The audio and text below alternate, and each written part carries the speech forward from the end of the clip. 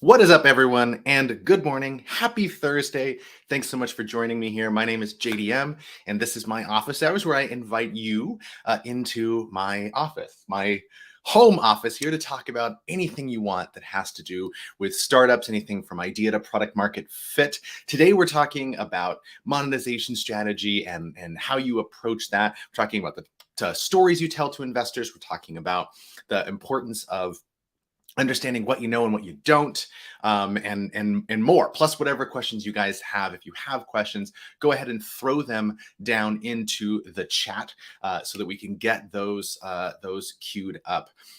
If this is your first time joining me here, we basically just talk about anything you want to talk about that has to do with startups. So we can talk about how you get customers. We can talk about strategy for finding traction. We can talk about product development and product design and those kinds of things. Or you know what, the startup journey is pretty lonely, and so maybe you just want a little emotional support along the way.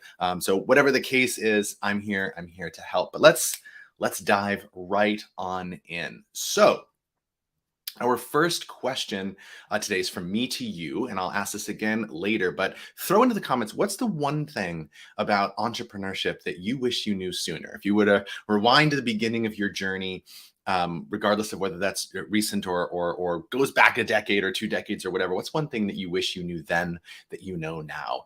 Let me know. I'm super curious. Always like this kind of advice. So let's dive in. So our first question was a video question submitted by June, and I'm just going to go ahead and play her video here. If you submit your question in advance in video, I will go ahead and play it for you. That link is in the description. So let's take it away. June, I give you the floor. Hi, JDM. Good morning. After listening to a few books about Silicon Valley and Mark Zuckerberg and the other early startups, I really think that what I'm looking for in our startup, specifically Organic Nearby, is robust use rather so I can gain a lot of analytics. I believe that being able to sell the information that I gather from the site is more important than having paying customers at this point. What do you think? Thanks a lot, JDM, and have a great day. And hi to everyone in your audience. Well, good morning, June, to you. Thanks so much for spending the question. So this is a complicated one, and I don't think that we're in right or wrong answer territory. So I'm just gonna do my best here to try to answer it. And I'll just say good morning, Mike. Mike's hopped in here. Nice to see you again. So the question is kind of basically, do we monetize now or do we monetize later? That's really the trade-off that we're talking about. So like if we break that down into something like Facebook. Facebook could have, say, charged a monthly subscription fee for people to access the platform. Instead, their strategy was, and I'm glossing over and applying some regression to the curve of history here, but if we were to rewrite their story today, we would say that they instead deferred revenue until they had sufficient audience that they could monetize that audience. And there are multiple ways to do that. So Facebook does that principally through advertisements. So if the more information that you have about a customer, or a user of your platform, the more you're able to monetize them. And that's because the more specific an ad can be, or the more targeted an ad can be, the more valuable that ad is. Ads are based on bids. So when you let's say you want to get in front of new moms or something like that. You know, if you just have to blast to everybody on the internet, then your cost per impression is going to be super cheap because most of those people actually aren't your audience.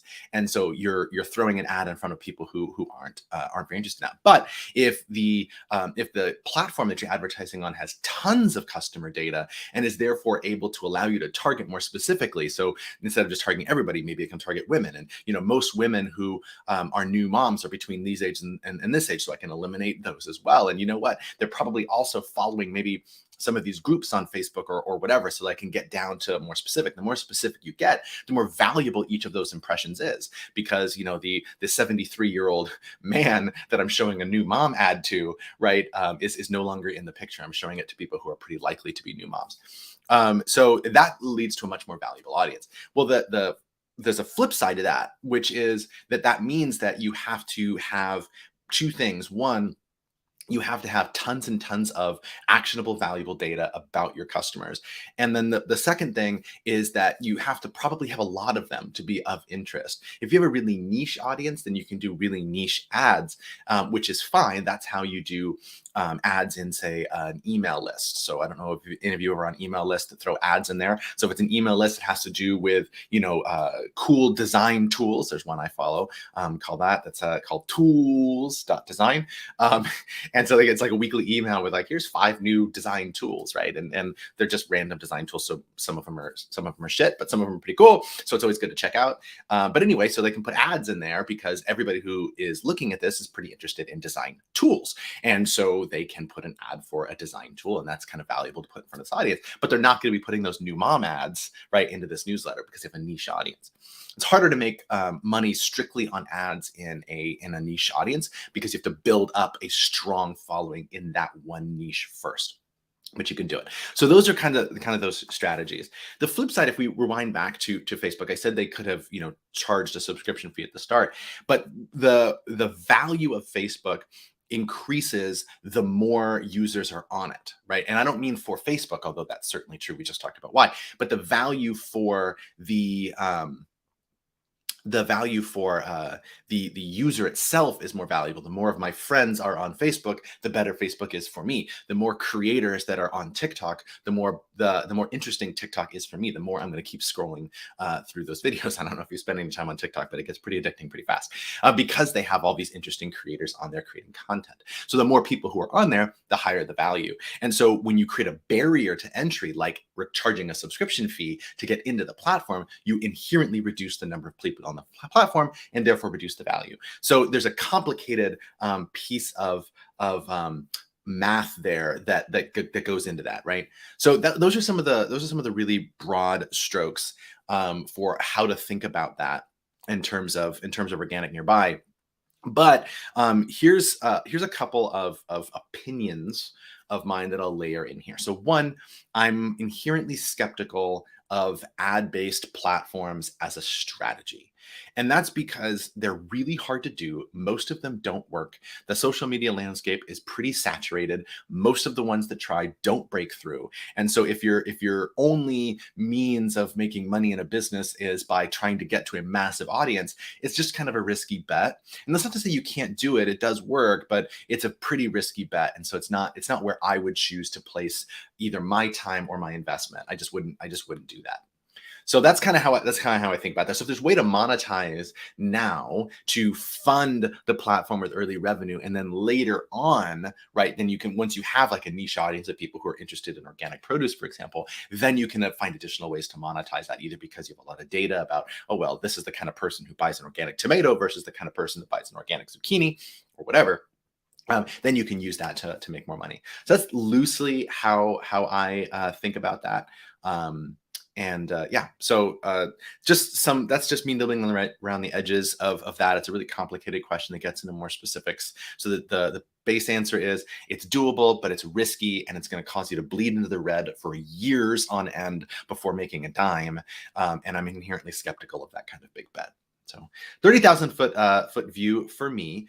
Hold on. I'm curious what you guys think too about that strategy. So anybody, watching this or anybody in the audience, go ahead and throw down what you think about monetizing data later as opposed to pursuing revenue in the short term. Curious to know what you guys think.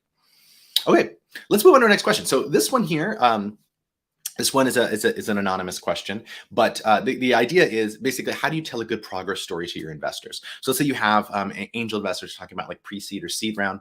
And so you got some cash from them, it's coming in, and you have to, routinely like report back on here's the progress that we're making. And it can be difficult when you're at the pre-seed or seed stage to show a lot of progress because what you're doing is inherently unpredictable. It's like, we're going to try this, we're going to see if it works, then we're going to meander over here, and we might pivot a little bit. And there's all different kinds of things that you might try, but you can't guarantee that you're going to hit a metric like, say, revenue right at the end of it. And so then you make this promise to investors of like, oh, we're gonna have this, this is our revenue target for the year. And then the year goes by and they're like, why didn't you hit that revenue target? And you're like, well, that's not how this works, right? So I want to answer this from a couple different perspectives, but the first one is usually when that happens, it's because the founders made a mistake, and the mistake is not missing the revenue target. The mistake was promising the revenue target in the first place.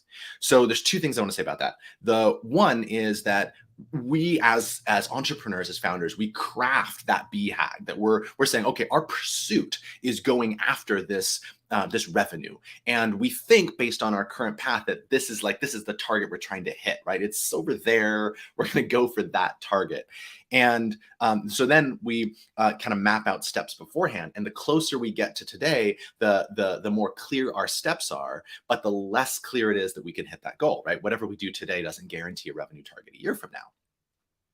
And so then, so we have that big number in mind, but we also know that we don't aren't guaranteed to hit that target. And so then when we go and report that back, that creates a problem because now we're communicating confidence in something that we ourselves inherently don't have confidence in.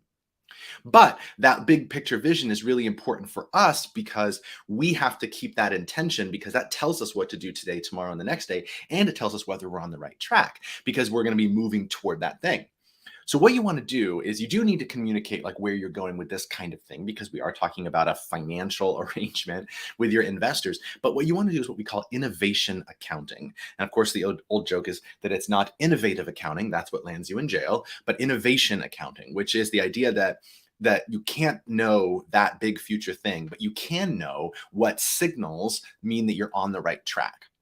And so you get this chain of leading indicators that lead up to an eventual, say, revenue target. That we'll hit that revenue if we're getting a certain number of customers to convert, and then if we'll get a certain number of customers to convert if we get a certain number to activate, and we'll get that certain number to activate if we get a certain number on our platform, and we'll get a certain number on our platform if when we go to a trade show or send our LinkedIn in-mails or whatever that we do, that we're going to get a certain response rate. So we're setting up this chain of indicators, and we know that all of our estimates along the way are wrong, right? Because we're just coming up with numbers that make sense and are reasonable, but serve as a starting point for us to continue our work.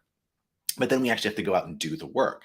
So that chain of indicators that you pull forward, right, is the story that you want to communicate. This is where we're going. This is what we're trying to do.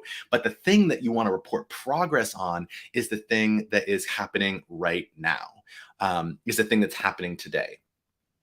So you want to say, all right, well, what we're focusing on right now is, can we get people into our ecosystem through our in-mail or conferences we go to or whatever? Can we get the people into the ecosystem? Because if we do, that means we're on the right track, right? Today's problem is getting them into the ecosystem. And so that's what the dollars are funding toward for investors. If you tell the story that way, you're promising what you're actually working on, and you're being transparent about what you know and where you're going. So the conversation isn't about the revenue target, but it's about, is the startup getting traction? And the traction isn't just measured by the revenue target. So kind of a complicated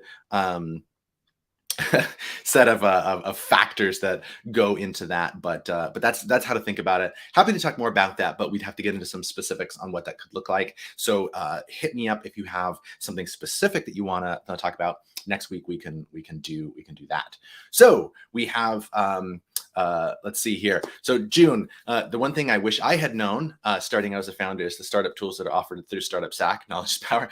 Yeah, resources, right? When I got started out, I didn't actually have access to many resources. They just weren't there in the community that I was in. But when I moved well, I actually lived in a community where we created some of those resources, and then I moved to Sacramento. We do have amazing resources here. And June, who's not even doesn't live in Sacramento, but she comes to a lot of our stuff here that happens virtually like this. So yes, finding resources and getting through those is always really good. So I made a promise last week that I was going to start doing sharing a little way to think about traction each week for a little while. So I have 7 principles of traction to talk about. So last week's principle of traction, I'll put the link in the show notes, but the last week's principle on traction was about establishing a baseline model. So this is the system. This is what we think we know, so that we can then run experiments on it. This is where I was just saying about that model. Like, we got to know where we're going so that we know if we're on the right track today, right? So the second principle builds on that, and that is, like, in order to do anything with that, you always need to figure out, what is it that I know, and what is it that I think I know. And then what is it I don't know at all? And you want to split those out. So the first thing that you really want to do when you start thinking about how do I find traction, say, what do I know and what do I not know? And then that tells you where to focus. Because if you can zero in on here's the thing that I don't know, then that tells you what to focus on. That tells you what you need to do next. And then you can go figure out that. That's in the lean startup model, we call that validated learning. You form an hypothesis, you throw something out to the marketplace, you get data back, and that data that comes back is the validated learning. You have taken the assumption that you had, and now you have data that's validating it. So it's validated learning, which is what we're after. And so if you're able to separate, this is what I know, this is what I think I know, this is what I don't know, then you can start prioritizing what you actually focus on. And that's where you get into like assumptions mapping, and you say, okay, this is the riskiest assumption, and I want to focus in on that. But we're gonna well, we won't talk about that here because this is just office hours. But I'm gonna share a principle every week, so make sure that you really like zero in on knowing what you know and what you think you know, because if you don't, then you're making a ton of assumptions, and that's no good.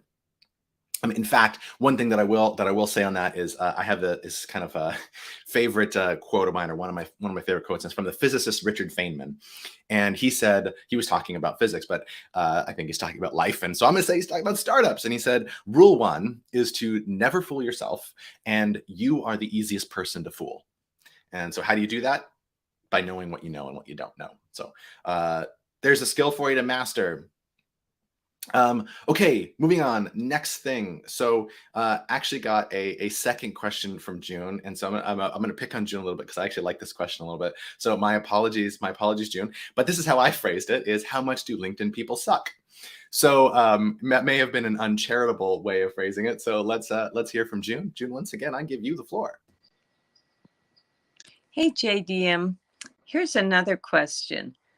I get asked on Facebook of friend requests, and I'm not sure whether I allow someone to be my friend makes me more vulnerable to my Facebook account being hacked. I also get people requesting to connect on LinkedIn, and I really value LinkedIn, but sometimes I can tell by their profile, but other times I'm really not sure. And what do you think about friends and followers? Thanks a lot, JDM. I really value your advice. You're the best. Take care. Well, I'm not a neither a privacy nor a social media expert, but my interpretation of the question is, how much do people on LinkedIn suck? And so, taking the Facebook part first, I'm not a security privacy expert, so I don't think I can really answer that.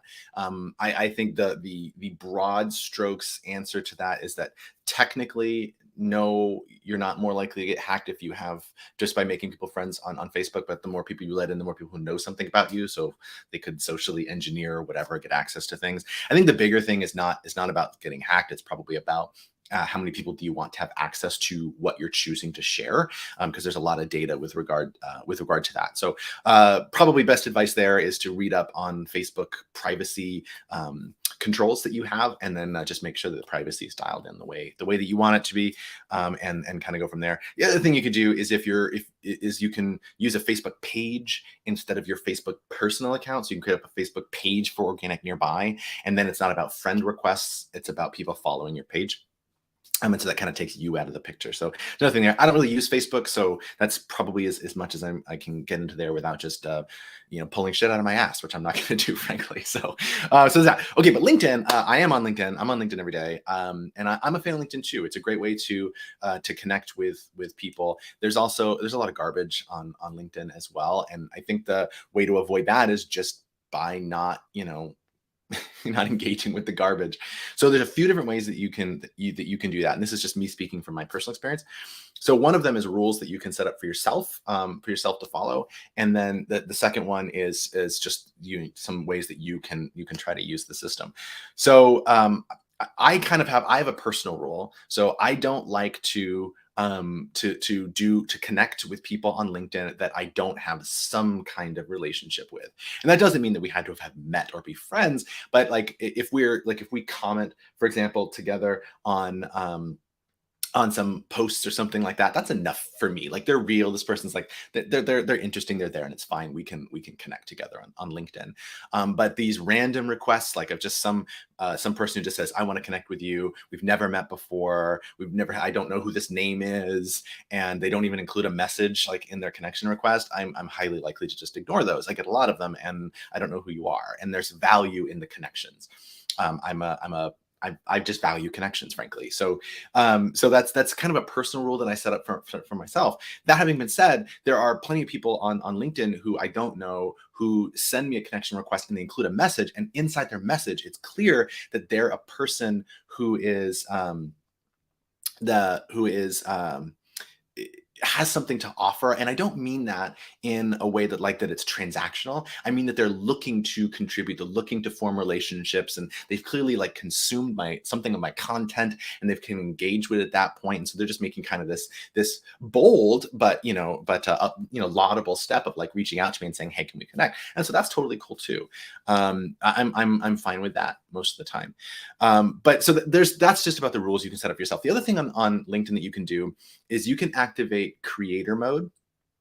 And what creator mode does, it unlocks a few tools that you can use to up your profile, which if you're going to be using LinkedIn a lot, I actually do recommend you activate creator mode. I don't remember how to do it off the top of my head. I think you just click the pencil next to your profile, and then I think it just says creator mode to turn on. Either way, it's pretty simple. Just Google LinkedIn creator mode and you'll find it. But one of the things that'll unlock is that instead of the default action when somebody goes to your profile, like the blue button says, connect, instead of that, it'll change it to follow. And so what that means is that when they click it, it's more like Twitter, where it just gives you they just follow you, so they'll see your content, but it is not a connection request and it's not two-way. The connect button is there, but it's buried in a menu. So that's one way to kind of curb that a little bit, just for a little bit of that as well. So that's those are kind of some of the ways that I would do. Like, what rules do you want to set up for yourself? What do you want to get out of LinkedIn? How do you want to use it? And then kind of devise your own strategy, what makes sense, frankly, for your own sanity, to do that. That's what works for me. And then second to that, I think creator mode is probably a pretty good thing to activate for that. Again, not a social media expert. Those are things that work well for me. Kind of my value there. So a couple things here. So yay. Okay. I got it right. Didn't humiliate myself live on the air. Thank you for validating me. And then also, if I'm not getting a value from the ocean, I don't know them, I don't accept the connection. Yeah. I mean, this is I think that there's like real value in these things. And, when somebody connects with me or tries to connect with me, it'll say how many connections we have. And the more dense those connections are, the more likely I am to say yes, even if I don't know them. And, I've had people who are like, it says we have like 100 shared connections. And I'm like, okay, this is clearly a person that's here in Sacramento. I've probably met them at some point, and I just don't remember their name off the top of my head, right? Particularly before the pandemic, when you meet so many people, or on Zoom, when you don't, it's that kind of thing. But like, there's 100 people that we have in common here. It's probably fine. But otherwise, like if I see that there's somebody in my network that I really trust, that it says that they're also connected to, I'm also more likely to like give that profile a second look. So just value the connections. And so I completely agree, Mike. That's how I approach that too.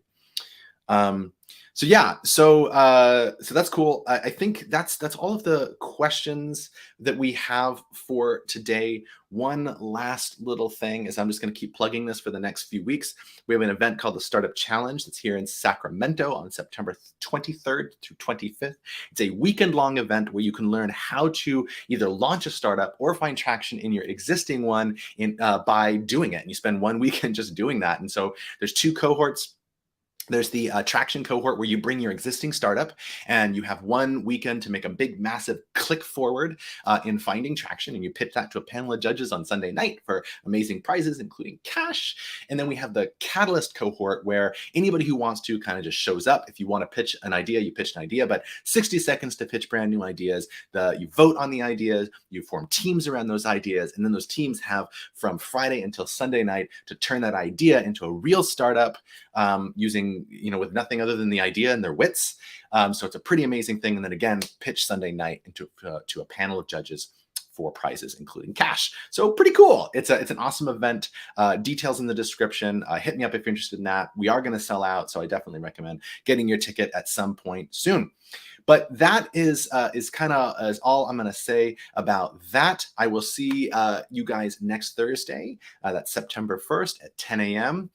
Send in your questions. Happy to get to them. Otherwise, have an amazing rest of your Thursday, and I will see you guys around. Peace.